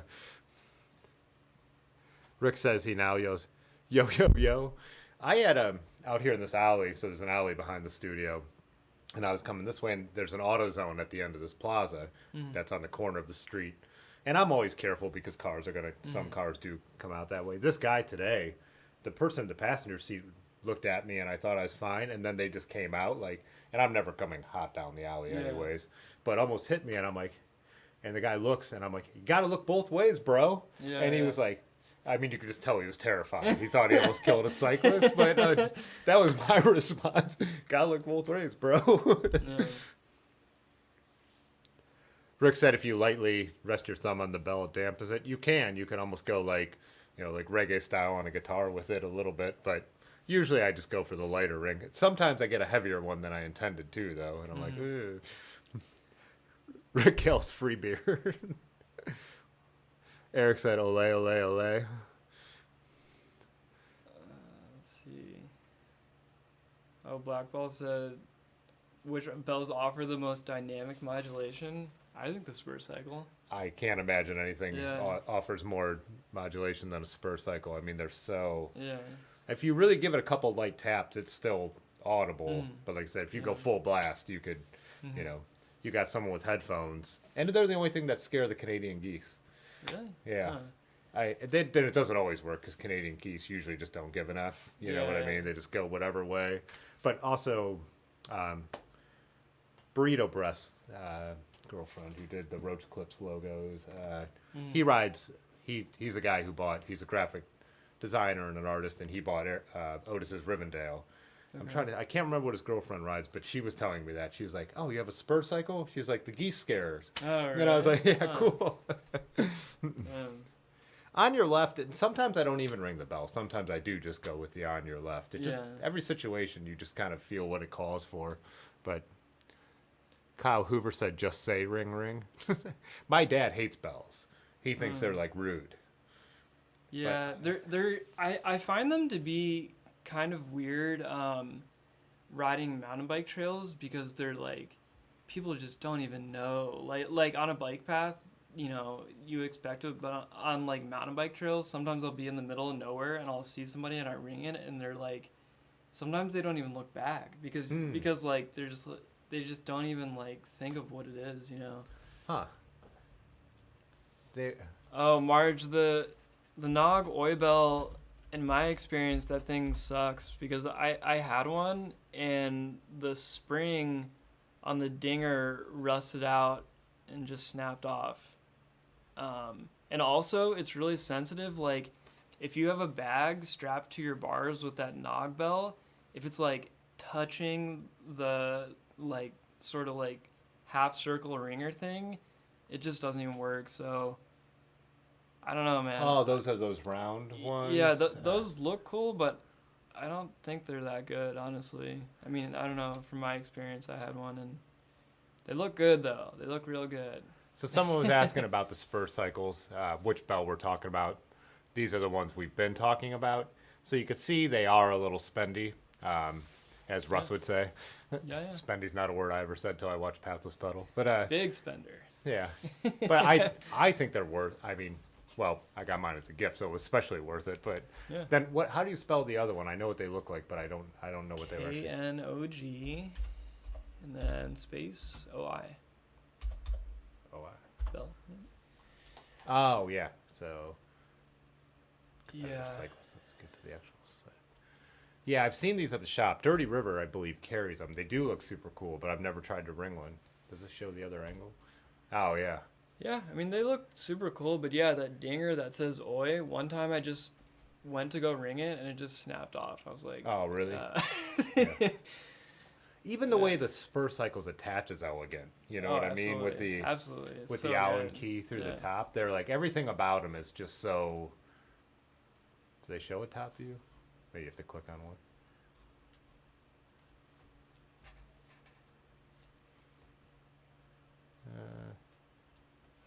No, it's just all the different colors. Great photos. Yeah. Great job. They were actually great lighting, just yeah. No other angles. What does this say? Oh, yeah, and you're supposed to mount them forward, but I can't because of my Swift bag, so I have it kind of mounted diagonal. Yeah. Yonda was very specific about this. He was like, they're made to resonate pointing forward. Oh, man, I don't like it.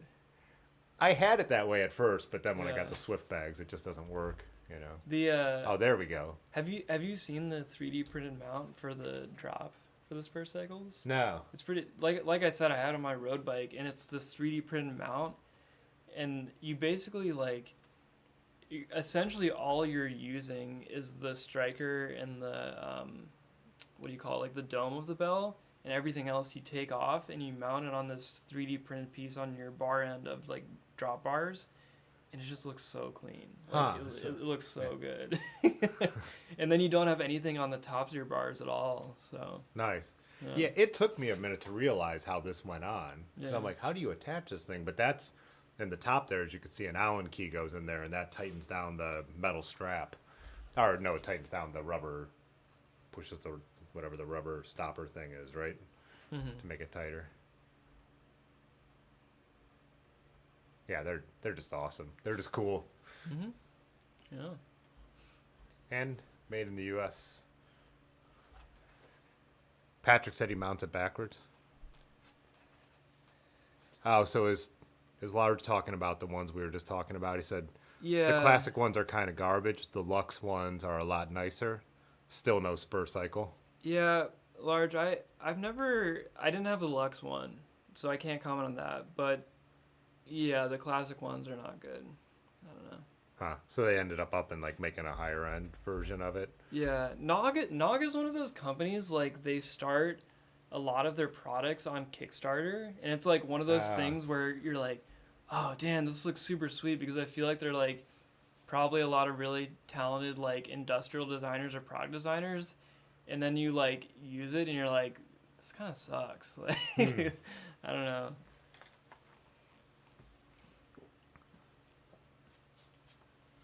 Pudgy said he's never mounted his forward. Oh, good thing Jan is not here tonight. He'd be losing his shit.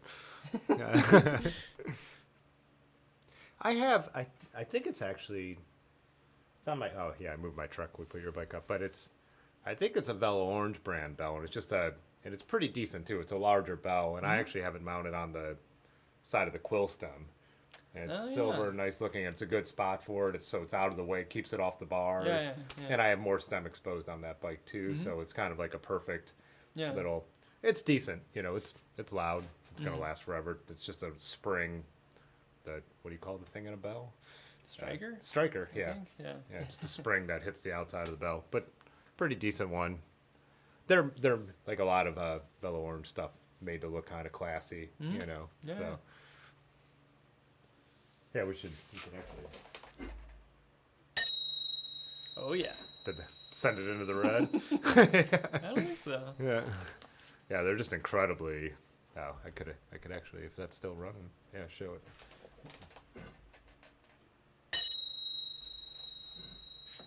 Are your brake levers Paul's too, or what are the actual? No, those look. I didn't notice those. Those look super cool. They're Just really like a good, really man. cool machined look to them. Yeah. Yeah, I think I was talking a couple weeks ago how Susan, the other photographer, rode her bike into work one day, and she's not a nerd about components, but apparently her husband is, because Okay. she brings the bike in. They do touring, like classic kind of cycle touring, and I'm like, and she had like those, we were talking about them too, those side pull pawls. Oh yeah. Yeah, and then I'm like, this is a Thompson seat post, and I started like looking at all the parts. She's like, my husband picks all that stuff out, and I was like, everything on here is cool. Like, this is not like, we've talked about bikes for years, but mostly about like where we ride, and like I'll be like, I'm gonna be gone next week, so whatever you need, you don't need to put it on the calendar. Yeah. I'm gonna be riding, and so we'll talk about where we're going. And she just got back from what trails? She just rode the Greenbrier in West Virginia. But so then she brings her bike in, and I'm like, oh, this bike's really cool. And now even the frame is a, I think, what's the one woman who builds all custom bikes now? Russ had her on not too long ago. Do you know what? I don't know. Yeah, I can't think of the name of the brand. There's definitely a lot of women frame builders. Yeah, she's like the OG. Okay. And now her bikes are built in the factory that used to make Schwinn Paramounts in Chicago. They make their own bikes. Wow, my brain is going dead on all these names right now. But yeah.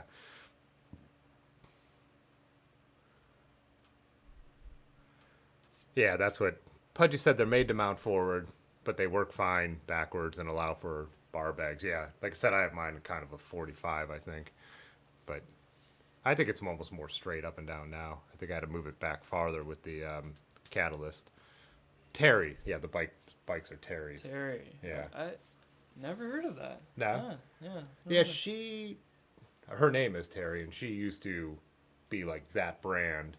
And then she went off and started a separate thing, but Terry still exists. Okay. So, yeah, they're I think they're, pretty custom. And then what she does is a lot of she specializes in now is she'll actually, for really short women, and she'll make bikes for men too, obviously, but she'll actually make smaller frames and use smaller wheel sizes. That makes so much sense. Yeah. Yeah. Really interesting. The Russ live stream is one that's worth going back and watching.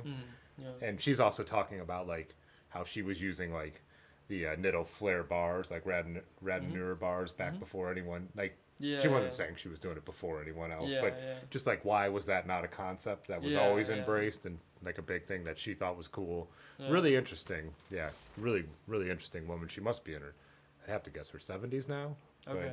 Yeah. yeah, it seems like now her thing is designing bikes for, you know, her main thing for like smaller women that she could really customize and make them make sense, you Yeah. know, instead of just shrinking the same geometry and putting 700Cs on them, you know. Yeah. I saw a bike get posted today, I think, on the Radivist, and it was Cheech's bike, like the co-owner of Crust, and it was like, I don't know, like rigid mountain bike, flat bar gravel bike, whatever you want to call it, but it had 24-inch wheels. Oh, really? But when you look at the bike, it doesn't look crazy at all. Like the only thing that looks crazy about it, like, you look at the bike and it looks normal, but she has an Eagle cassette on the back, and the cassette looks so freaking big compared to like an Eagle cassette on a normal size bike with like 27.5 or like 29 wheels. Like, it almost looks photoshopped, like the proportions of the cassette. Yeah. Because it's got 24. That's probably that one, huh? Yeah, yeah. Like, doesn't that cassette look Oh, I gotta put it up on freaking the screen. massive? Oh, yeah. Oh, wow. That cassette looks so big, but it's just because, The bike is so small. yeah, she's so Oh, there short. we go. Like, that's 24 inch. Isn't that weird? Yeah. It's almost like you need to like hold the bike in person to actually like Yeah. like the photos don't even do it justice. But it makes so much sense for her to go smaller wheels. Yeah, yeah. I haven't watched a lot of them. I've seen the thumbnails, but GCN did the opposite with that one dude, Connor, because he's like 6'4" or 6'6". Yeah, yeah. So then they made like a scaled up frame. Okay, yeah. So they did the same thing where if we took the proportions and made them bigger. Yeah, yeah. I need to go watch some of those because that's when GCN does interesting stuff. A lot of their stuff could be pretty boring now, but Yeah, yeah. or they always just prove that road bikes are the best with skinny tires no matter what. Like, Yeah, their I don't- science drives me crazy sometimes, but like it's like you always come to the conclusion that everything typical roadie is the best. But like I said, I love them for the race coverage and stuff. But yeah, that is so interesting. Yeah, look at that. It's like taking up like half the. It's Noticing so it even more and crazy. more. Yeah, that's awesome. Yeah, it's cool.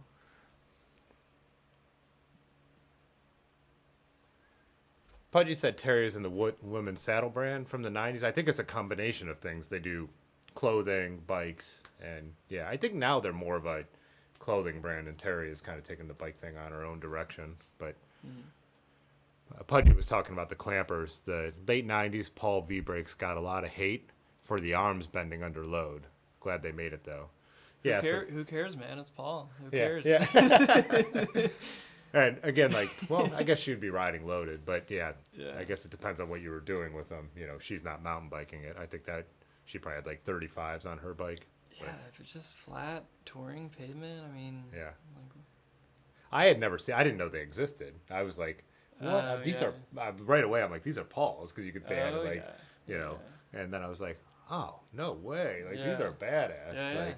Yeah, they have the V brakes. Yeah, V brake, not side. Yeah, well, I guess they are side pull, but yeah, they have a well, actually I feel like they have a lot of like current rim brake models right now of just like any combination you could want, like any style. really, Yeah, I need to yeah. look at that. I want that'd be kind of cool to get for my Truck 500 because That'd the be super cool. I'm saying that's the one thing on that bike. I tried to change them out on one live stream, but realized out of all those brakes over there, none of them were long enough. Okay. It's a 27-inch bike, and the brakes I have on, so the wheels are 700C, so I needed longer reach. So it's got these original Diacomps that are just, they have no, they just have no Yeah, stopping yeah. power. And when I ride that thing loaded, we were hitting those hills on outside Columbus on Ohio to Erie, and it was like, it's just it's like I'm not stopping. You know what I mean? Yeah, yeah, like, yeah. and then if it rains, I'm really not stopping. But Yeah, so some calipers that would be a little stronger would be awesome for that.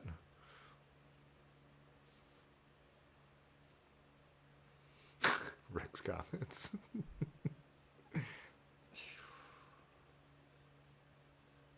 Oh, Rusty. What's that? I like the idea of 36-inch wheels, but the downside outweigh the benefits unless you're like 6'8". Just like that sentence, like, yeah, 36-inch wheels, like that sounds pretty good. Like, Yeah. I actually saw someone recently. I was on the bike path near where I live, and there's a dirt path next to it, and there was someone on the dirt riding a 36-inch wheel unicycle. and like the tire was like knobby mountain bike tire. It was just I was just on my road like what? Like what is this guy doing? I think we were looking up some dude who rode around the world on a unicycle once. Yeah. Wasn't that same kind of thing? Yeah, and you got the disc brake and like the bags and stuff. Yeah. That was crazy. Yeah. I can ride unicycles.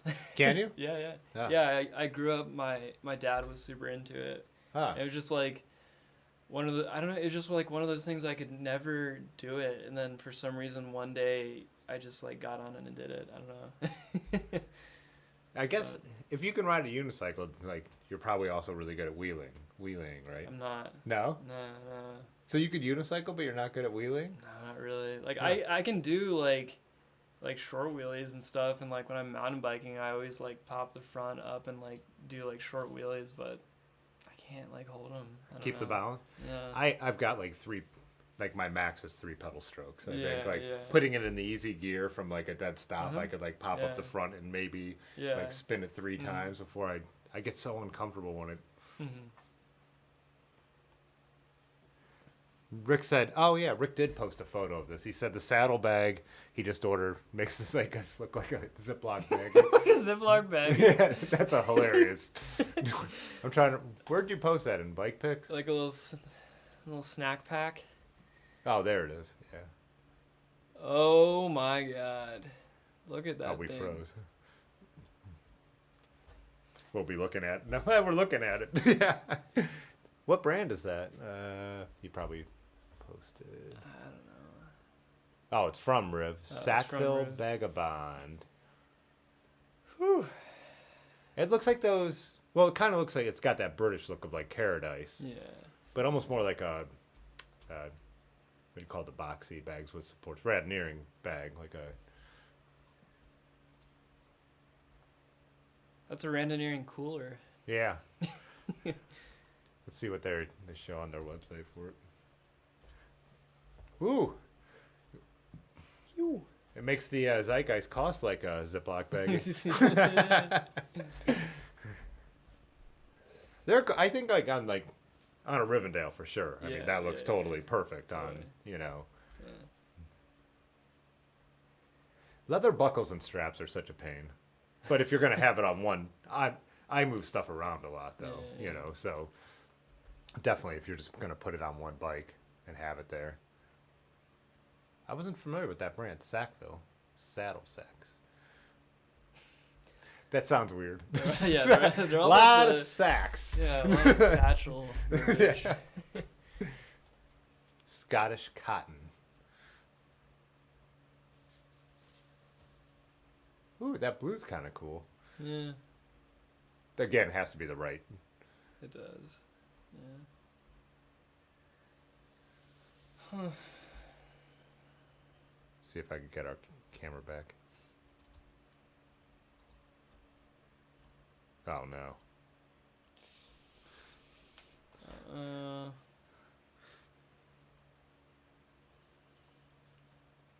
I've never recovered from when that happens. Really? Can you guys still hear us? Because it seems like every time this has happened, everyone can still hear us. I just can't do anything.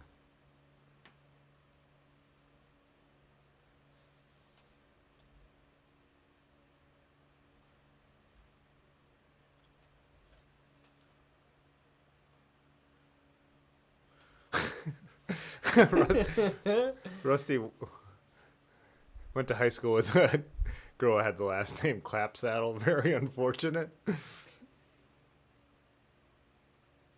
you can hear us. All right. Yeah, Rick said the Riv he bought had a small one on there already. Yep. So what do you do? You force quit it or no? You just... Yeah, the only thing I could do is force quit it, be gone for a second, and then come back. So, yep, because it will disconnect from YouTube for a second. The chat will stay up, though, because YouTube's not going to go down. We'll be back in one.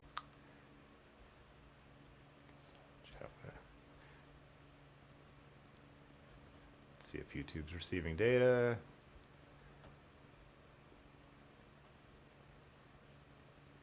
Yep, so we should... Can you guys hear us again now? Let me know. And let's see if anything's working.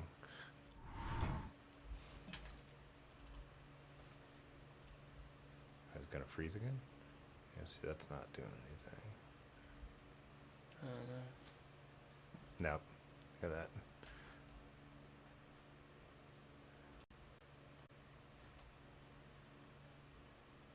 Oh, so the audio did pop back on.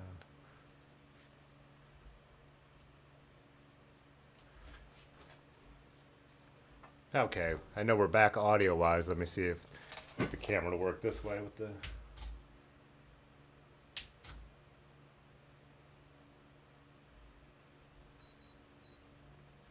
Don't think I'm going to have any luck. It's a podcast now.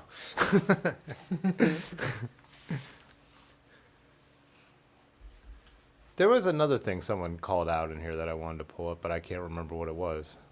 Let's see. Yeah, so we're good to go with just no cameras, but... Oh, it's not even showing the... That's weird.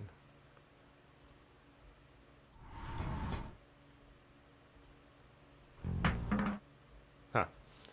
Well... Maps. Oh, no.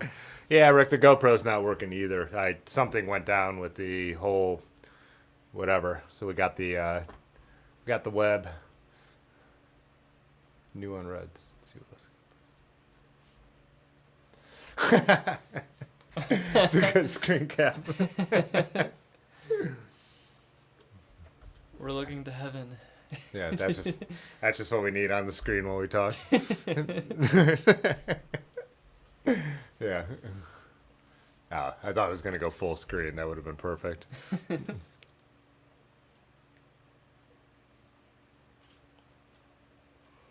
Reflector mini triangle in charge. Oh, that's what we had on there, right? Yeah.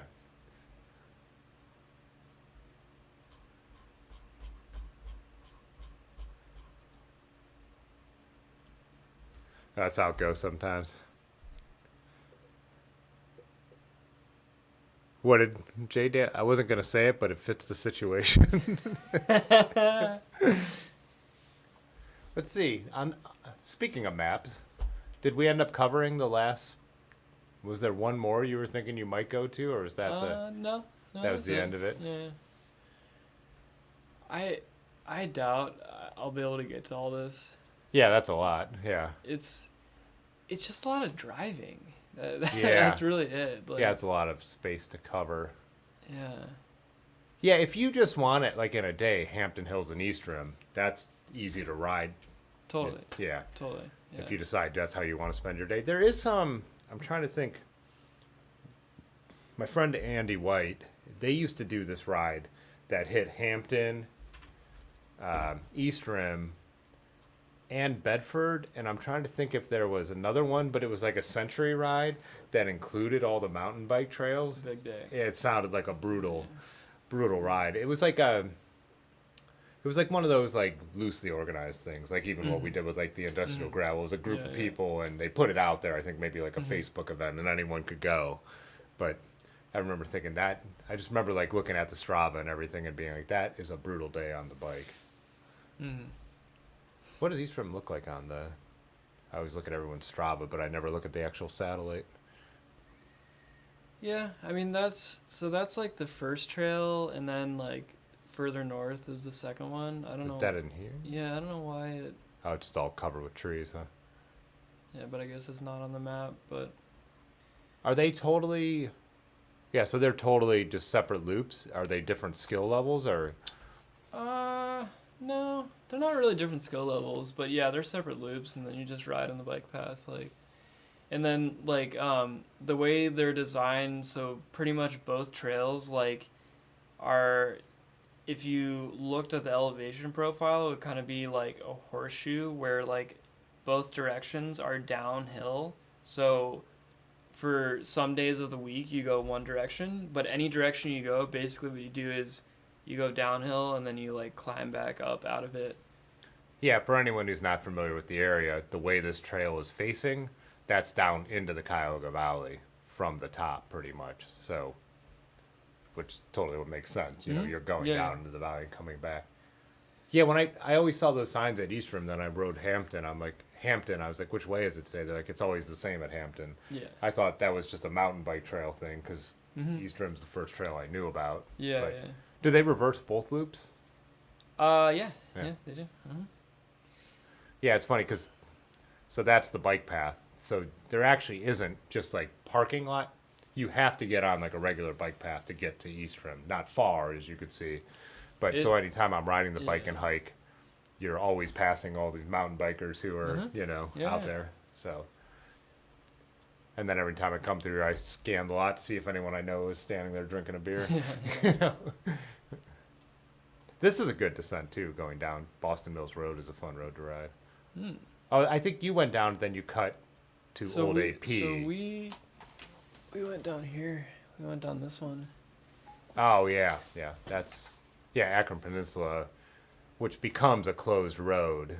Yeah, that's where we went. Yeah. And then like Spicy Lamb is the last thing, and then this where it says Akron Peninsula is not actually open to traffic, and this is super steep through here, and like probably hits 15% at least. It was a blast. It's really fun. It's so fun, yeah. I've always gone up, so Yeah. it's like a really fun climb to try and not put a foot down, especially if you're on something more roady. Like I've made it up on my trek on 32s, and that's always like an accomplishment. Our friend Kenny, the one who brings the Missing Falls beers over, he was going, hammering it down. Yeah. I guess he was riding with Funny Brad. He was going too fast, overcooked it, and went off the side. And literally, when Brad came up, Brad got there because Brad wasn't going nearly the speed. Yeah. Kenny was like climbing out of the ravine, What? and he thought he was fine, and then he woke up the next day, his whole face was so shut and everything, like. What? Yeah, he had just like really sent it over the edge. So, oh, come on. I'm afraid to try and reset that. I should just remove it. There we go. Yeah, that's a lot. It's such a cool. I wish there were more. So there are a lot of old roads in the Cuyahoga Valley that are like this, but they're now part of like hiking trails and stuff. So this is one of the few that you could actually ride. Yeah. And there's no. It's weird. It's one of those gray zones. There's no rules about it. There's no bike signs. Yeah. Technically, I just think it's an abandoned road, and and you're in the national park, and they haven't turned it into anything else. You know, if you just come right out of Peninsula, there's a little fence you have to go around, but it's not like a blocking, fence. It's not with no signage. But yeah, just kind of an interesting little, because you could see all these other trails that would have been roads back in the day like that too, as an old road, and you'll see all these cool like remnants of houses and barns if you go and hike off trail back there, which is something I always used to like to do as a photographer, but. Yeah, I need to get out and just ride Eastrum, just avoid the stuff that's too, it's too gnarly. I'm not somebody who sends it that hard that I have to worry about it that much. Yeah, it's totally avoidable for sure. Like it's not like you can't make it. Like it's nothing is very like steep. You can kind of just cruise up to it and then be like, oh, I want to do this or I don't want to do this. Yeah. So Hampton. Yeah, they don't have all the trails marked down here either. They have part of them. Yeah. Oh, wait, I'm looking at the hiking. I need to go over here for that.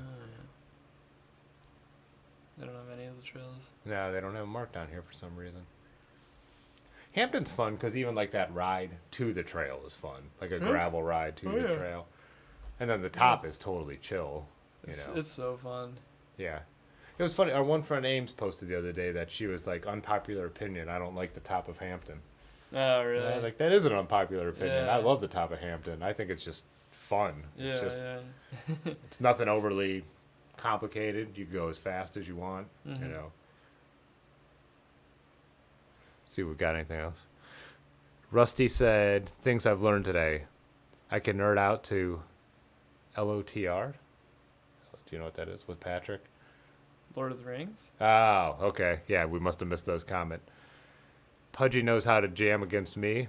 Dylan is a hater on Arizona, but knows how to ride good. Oh my god. Rusty, yeah, I mean, I do hate Arizona, but it's like, you don't take it personally, you know? Like, yeah, you didn't create Arizona, Rusty. yeah. Oh, and then Patrick said, I bet he would like the desert if I saw it. I've seen it many times. I've been to Phoenix, I've been to Tucson, I've been to, you know, like, and then the less, like, urban areas in Arizona, and I just don't like the desert. It's not just Arizona. I don't like the desert anywhere. I don't like the desert in Colorado, you know, like, Oregon, wherever it be. Eric said, love the top of Hampton. Probably rode it 100 times before it was open to the public. Yeah, I've heard that people used to go ride it. And so this is an old landfill that's closed here. And I think part of the route, people see that trail through there. I believe people used to ride that back in the day, too. Now it's fenced off, I think. But you could see that there's these old landfill roads. And let me know, Eric. I think people used to go and ride those back in the day. They used to kind of break in or whatever. And I did think the trail that gets you out to the bottom trails, I think that used to exist as well. So, and then I know they put the effort into building the trails over here later. Yeah, Hampton they've added on in what, like 4 phases? It was small and then they... Mm-hmm. Jay Dandy, Dude. I have a map owner. Can I say that? Rusty just wants to make me like Arizona so bad. Yeah.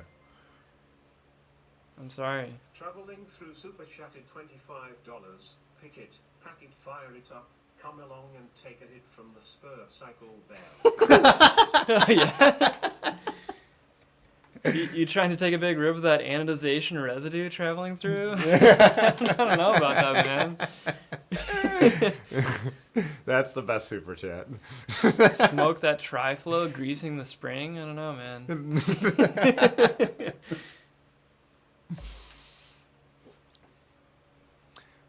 No worries, Dylan. At least Patrick's on your side. Yeah.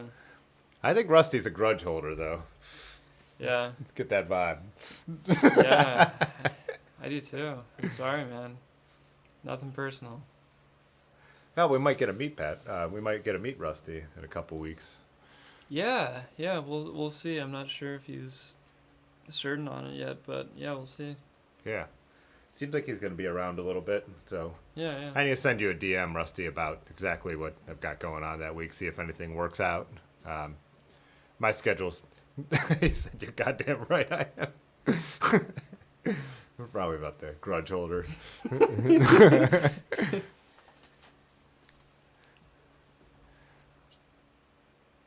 Yeah, so it sounds like he's coming out. Yeah, that'd be awesome if we get a ride together. It'd be fun to meet. Yeah. One thing I was going to say, if you're interested, Paradise Garage on September 12th is doing like a group ride at MTB Trails. And I don't know, but Rusty will be in town too. So I don't know if he's trying to do that, but it should be pretty sweet. You know about MTB Trails, right? Just from what you guys have said. Oh, okay. Yeah. It's like kind of like, honestly, like probably the most popular place in Ohio to ride gravel, just because it's like it's really like beginner friendly, like, and it's just like so perfect, like, and you can just like add on so many loops, but then like always like dip back down the mountain like towards the cars, but it's like it really is like so good riding there too, like the scenery and stuff. What part of the state is it in? Chillicothe, southeast. Oh, Chillicothe. Yeah. So it'd be a far drive for you, but Yeah. Wait, Chillicothe's over here, right? right there, directly south. Oh, of us, there we go. Yeah.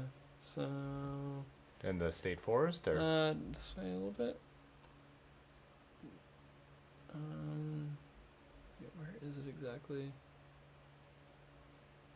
You might just have to type it in because I don't think it'll show up on these maps because it's like a. Rick Urbanovsky super chatted $5. I have a map boner as well. Why is that's Oh, Rick. okay. Scioto. No, Yeah, perfect. What was I down there for? I think me and Aaron went riding, not on off-road stuff down there, but when we first met, we were down there. Ah, here we go. I like to call it a gravel skate park because it kind of like doesn't even feel real how perfect it is. Like it's just So like are these kind of the roads here? Yeah, so yeah. is this super hilly? It looks like it is. very hilly. Yeah. Yeah, very, very hilly. And it's cool because like Yeah, it looks like it's like in the mountains. it's like real climbing and real descending. Like, Yeah. You can get going real fast here. Yeah, look how nuts this is. Oh yeah, it's a lot of fun. And you can do any distance, 20 miles, 50 miles, like whatever. Yeah, it's a ton of fun. I'm trying to think of why I was here. Londonderry sounds familiar. I don't know. That doesn't seem like It's real. tiny, but I feel like I've been through there for some reason. Oh really? Are we? Is the Serpent Mound around here? No, No? I think that'd be like Newark area. Yeah. Huh. I think. I've been in this area for some reason. I Okay. can't remember why. I think we. What does Chillicothe have? It's known for being a paper mill, and it smells really bad. Huh. Because of that, it smells like sulfur. Really? It smells so bad. Huh. Like when you get into town.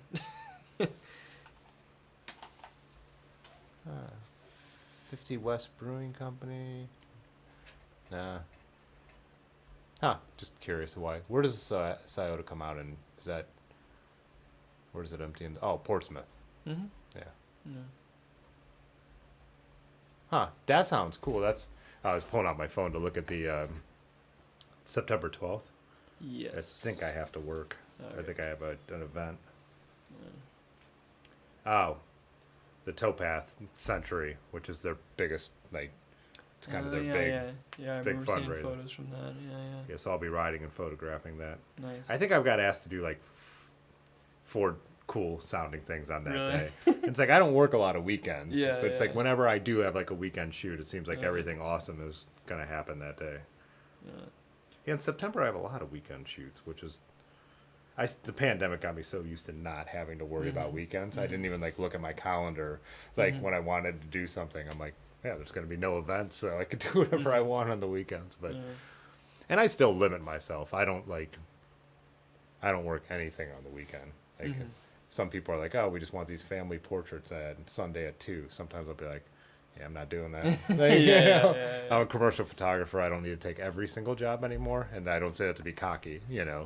I'm not a family photographer, but Rusty's still trying to convince you. Hey, Dylan, Arizona has the largest contiguous ponderosa forest in the world. Sorry, Rusty. He's just saying he doesn't like the desert, so there might be Yeah. a spot in Arizona he likes. Yeah, if it's got trees, I like it. If that Yeah. makes you happy. So ponderosa, that's so you could all you can eat buffets, right? No, I think Rusty means marine ponderosa, right? Yeah, I think only he would get that.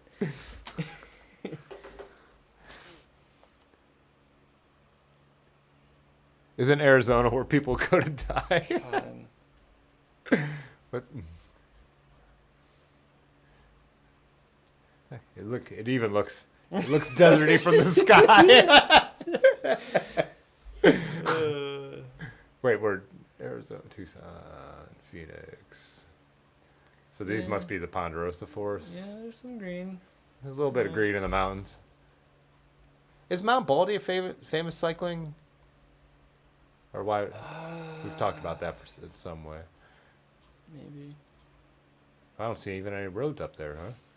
Maybe it's famous for hiking. Well, they're not showing any roads at all.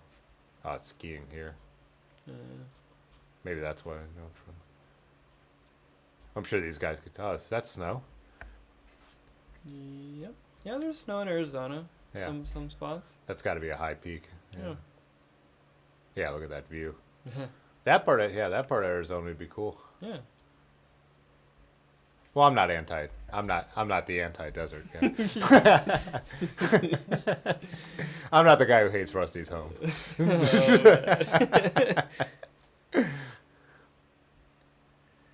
Phoenix, Tucson. I've only been, let's see, I was going to Vegas. I think I just cut through that like tiny quarter of Arizona. Because I've been to New Mexico, went camping in the Santa Fe National Forest. Right? I thought I flew into Albuquerque. Yeah, so probably up in here. That was a long time ago, too.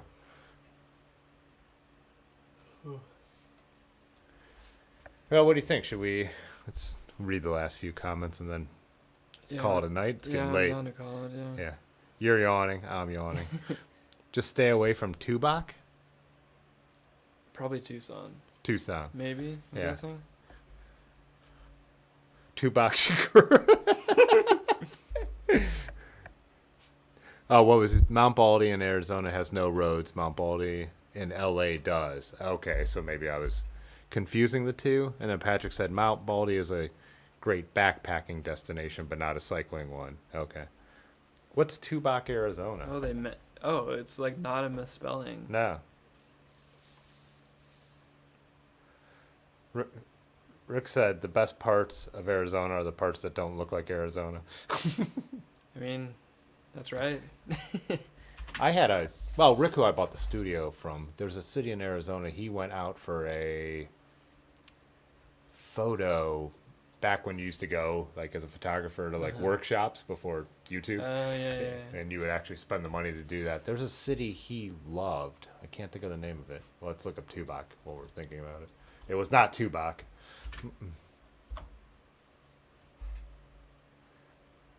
There it is. All right. This is a map-heavy episode. We made it. We made it to Tubac. Oh, Ben went large. I don't know who Ben is. Large went out there to buy crystals. What? They weren't for him. He was dating a woman who ran like a vintage / new age type stuff. Is that where category you put crystals in? Reiki and chakras. Yeah.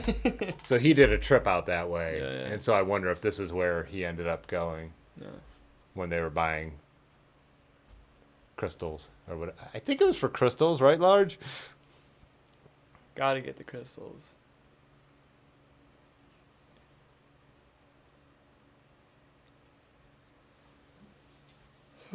Pull Tubac back. Everyone's all right.